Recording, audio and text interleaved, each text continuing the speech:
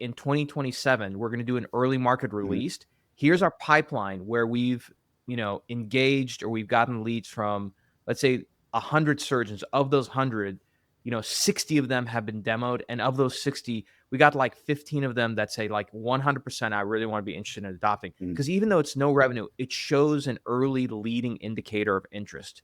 How important would you say that is? That is super important. You're spot on. That's super important because for us also, that help us to, say, okay, this is a real, they're actually solving a problem because there's all these people, all these clinicians they're talking about. Before there's revenue. Exactly. Why do you think, and I'm asking this because I'm genuinely interested because I can't think of a good answer.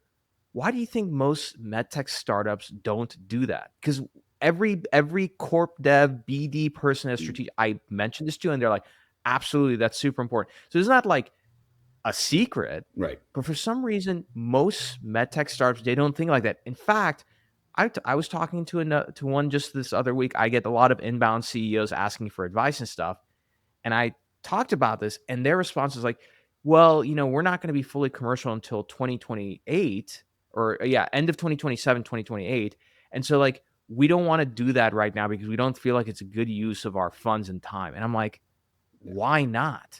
Well, why do you think that is? So I think my experience talking to a startup in those stage, they don't have a ton of resources, and these are again founder run startups, right? They're very technical people. They're super smart. Don't get me wrong, super smart. But when it's come to the scaling, when it's come to the biz dev, they don't have that know-how, that skills. So they're waiting. I don't want to do anything. I want to make sure everything is on the paper is correct. I'm not checking all the boxes. I'm going through the FDA, so I don't want to do anything wrong. So they're really focusing on building things than talking about it and getting out there, sharing with people, getting their feedback. So I always tell them, it's helpful to have somebody even on the part-time basis, or pay them through the equity, hire somebody to just get out there and talk about your solution. There's so many good founders out there, but they don't have that extra hand to help them to get their story and get them in front of the right customers. Yeah, no, I think that's fair. I think it's fair. On the other side of like getting somebody to like a strategy to get more interested, right? How much does so for you, like, I know you follow the show. That's how we first start talking. I love hearing that the show provides like a lot of insights onto early stage companies and everything. Where else do you look to sort of get a pulse of like super early stage companies before you even, let's say, go to a conference? I talk to our customers. So again, our team. So we're not just waiting. So a lot of venture capital team in other companies, they work very closely with their sales team, which makes a ton of sense. And we do too, right? But at the same time, I don't want to wait for my sales team to tell me, 6 months from now, whenever they had a meeting or the meeting got postponed or canceled, tell me what they hear from the customer. Because also, even if they tell me, that's not a first-hand information, right? That's a second-hand information. That's a third-hand information. And a lot of the sales team, they're really focused on their area, right? So, for example, they just sell MR. They just sell CT. They don't necessarily explore what outside the CT or MR the customer have problem or looking for a solution. So we try to change that. So, my team and I, we sit down with a customer. We talk to the customer, all of our, the healthcare system in the US, all the big one. We sit down with them, we talk to them and tell them, hey, tell us, beside all the imaging equipment that, you buy from us, beside the diagnostic, beside the, radiation therapy, advanced therapy, how else we could help you to solve your problem. What are your problems? What are your priorities, right? So based on that, then we go and identify the startups in that space that, because it's make it more relevant to our customer, is relevant to us. So it's more likely that we could talk with them, we could engage with them, we could eventually partner with them. Interesting. And so like when you talk to your customers, you're essentially using that as sort of a way to crowdsource to see like what, so the customer doesn't necessarily need to be an adopter of that technology. Right. That you just want to know like, hey, like what kind of interesting things are you seeing out there or hearing about, etc.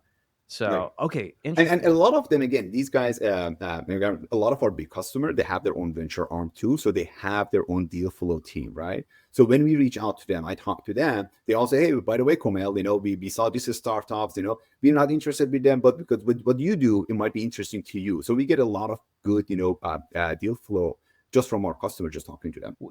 So when you look at certain companies, and again, the other reason why I wanted like you to come on is that Siemens is, no offense to other companies, Siemens isn't just looking at like, a new implant or something that's going to be a tuck and core. You're looking at like high tech capital equipment, right? So we have like, not only interoperability considerations, but also like data, Mhm. right? Quality of data, quantity.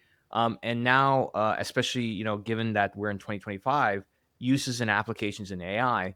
Um, on the interoperability side, like, what have been some things that prevented Siemens from, let's say, moving forward, or for you to say, like, we can't pursue that company as an Mhm. investment, as a partnership, etc., even though they solve a great problem, there's interest in everything.